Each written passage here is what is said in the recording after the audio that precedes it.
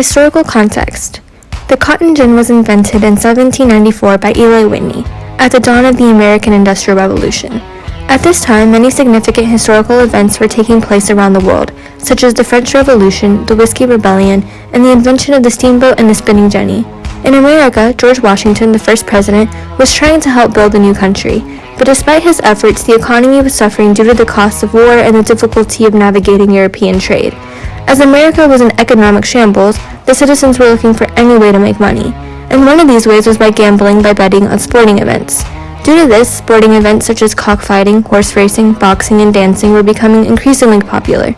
Similar to many other countries around the world when they began, the United States heavily relied on enslaved laborers for economic stability and growth. Almost all of the South, as well as at least half of the North, still had slaves. The cotton gin was invented to lessen the enslaved people's work to optimize their production. However, in the process of lessening their workload, the cotton gin actually ended up creating a greater demand for more enslaved laborers, partially doing the opposite of its intended purpose. Thesis statement. The advent of Samuel Slater's mill and Whitney's cotton gin thrust the United States into the Industrial Revolution, precipitating many new inventions popping up every year. Although Whitney's cotton gin reduced the labor needed to process cotton by automatically separating the seeds from the fibers, it ultimately increased demand for enslaved labor. Over time, not only did cotton expand the agrarian southern economy, it would even help spark the growth of textile factories in the north, and supplied cotton fiber to use as thread. Overall, Whitney's invention forged a frontier in history as it revolutionized the American economy. How does the cotton gin work? To understand the effect the cotton gin had on enslaved laborers and the cotton industry as a whole, it is important to know the mechanics of a cotton gin. To start, the purpose of the cotton gin is to mechanically separate the seeds from the cotton gin instead of enslaved men, women, and children doing it by hand. As the cotton goes through the machine, small hooks pull the cotton through the mesh. This allows for the seeds to separate as the cotton is worked through the mesh, which has holes big enough to allow the cotton to continue moving through it, but are still small enough to prevent the seeds from going through. At first, cotton gins were difficult to use, but over time more people learned to use them and they became more efficient. Cotton gin's impact on slave numbers.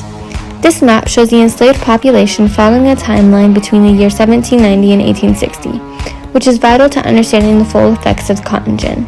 After the invention of the cotton gin in 1794, a huge change in the enslaved population can be seen in just a couple of decades. The enslaved population dramatically increased, and so did the area in which their labor was required.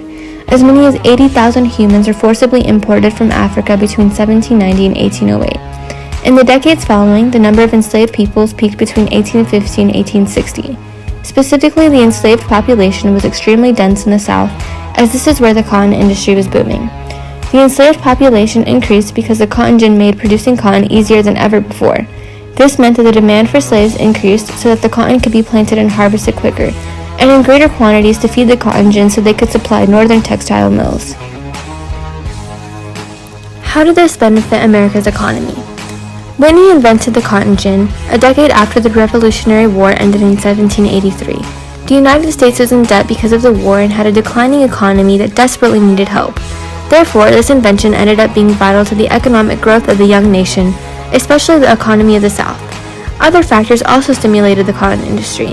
Soon after the cotton gin was invented, other inventions like the steamboat, which could transport cotton, made it a much more valuable and accessible resource.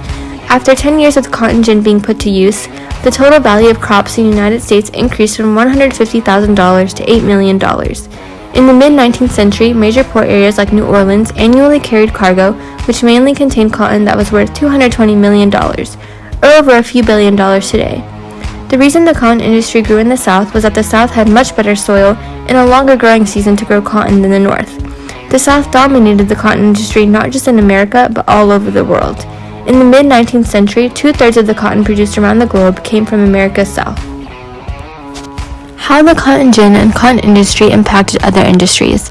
The cotton gin also boosted the economy in less direct ways. A lot of the North believed in free labor, which meant they believed people should work at their own will.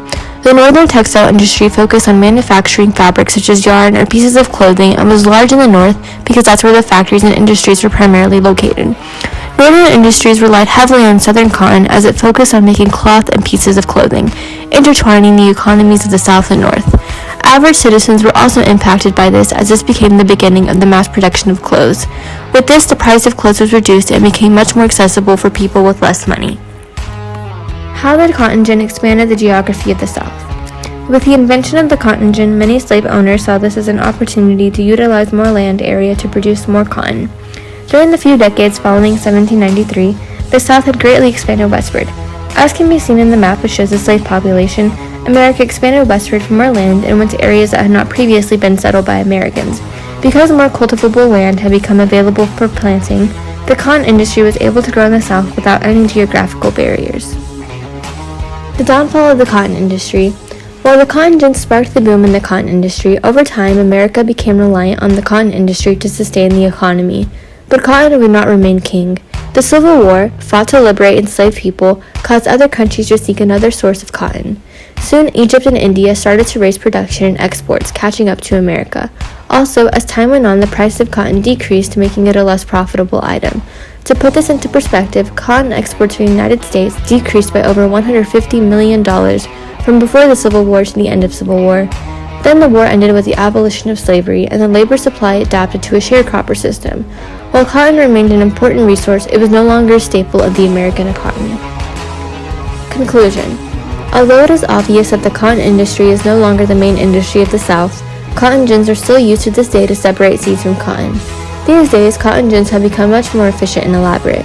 Despite the negative effects the cotton gin had on American society and politics, indirectly perhaps including Civil War, the significant impact it had on the growth of the U.S. economy and expansion of U.S. territory to the west cannot be overstated. Not only did Eli Whitney's cotton gin expand the U.S., it changed the economy and industries of America forever. The cotton gin was certainly the most impactful invention on the early American economic frontier.